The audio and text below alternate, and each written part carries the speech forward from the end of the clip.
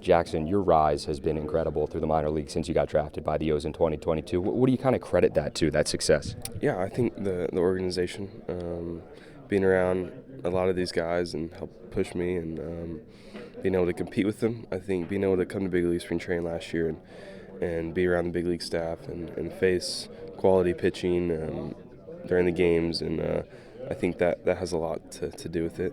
Just having that experience and yeah, my teammates and the coaches and being able to come to big league spring training is probably part of it.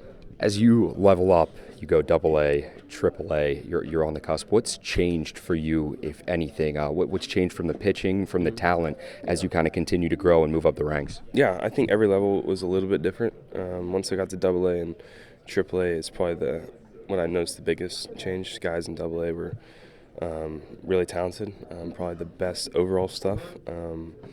But it's once they got AAA, they started being able to kind of throw wherever they want and just having to learn how to adjust and control the count and not expand early if they're throwing their pitches and just wait for them to make a mistake. So I think that was probably the biggest difference in learning that I had to make was when I went to AAA and learned how to control the count and not give in early and wait for a pitch that I can drive.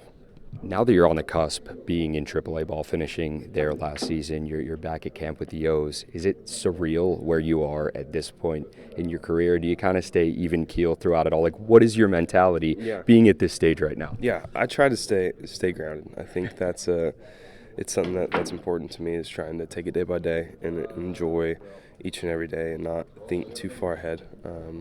Just taking it game by game and enjoying being around these guys and learning from them and trying to soak in every ounce that I can. And yeah, it's a good position to be in, right? Being 20 in big league camp with a chance to make the team, and I couldn't think of a better situation. So definitely excited to be here.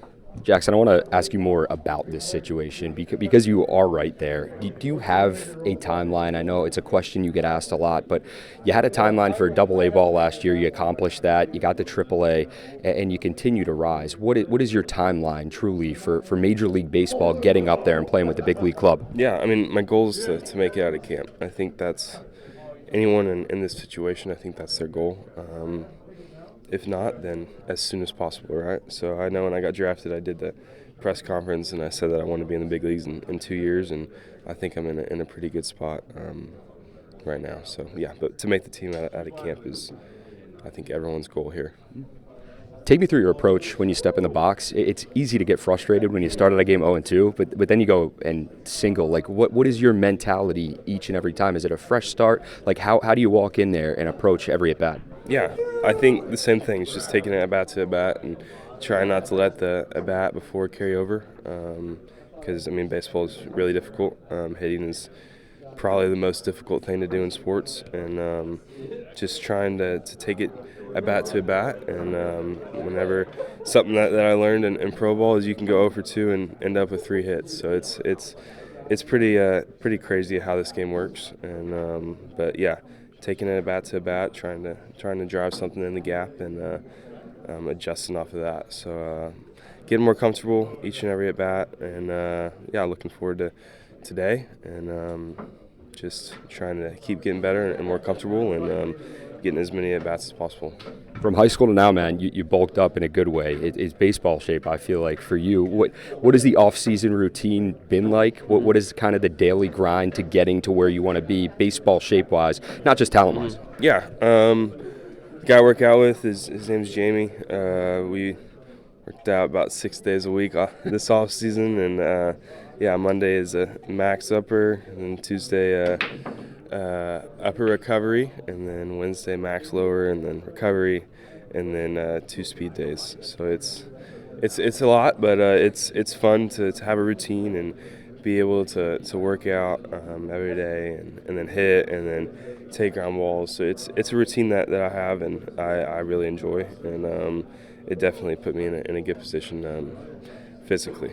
I think fans are happy to hear that you actually have a rest day in there, because I think a lot of them don't think that you sleep at all. It's just baseball every day. It's an early morning routine. I'm usually done by like 1, so I have the whole day to hang out and definitely get enough sleep. So it's it's good to start your day off with some working out and some hitting and trying to improve my game early, and then and enjoying the rest of the day. So it does seem like a lot from the outside, but there's a lot of time to rest and enjoy the off season.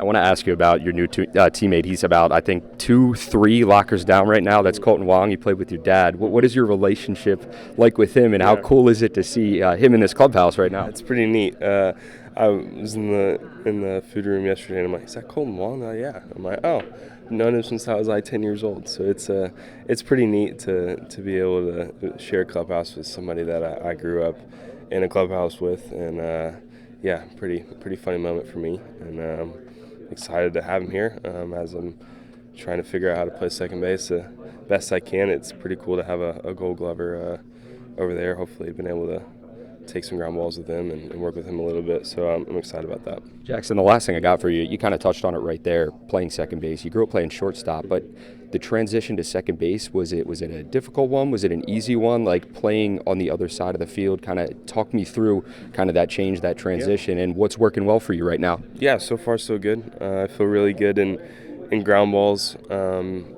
Obviously, you should, right? If before a game, you should feel pretty good in ground balls. But I feel good. I feel confident about it. I've been excited for the games. I've only gotten one ground ball, but I feel good on double play turns and some tags. So yeah, I feel good about it right now. I'm excited.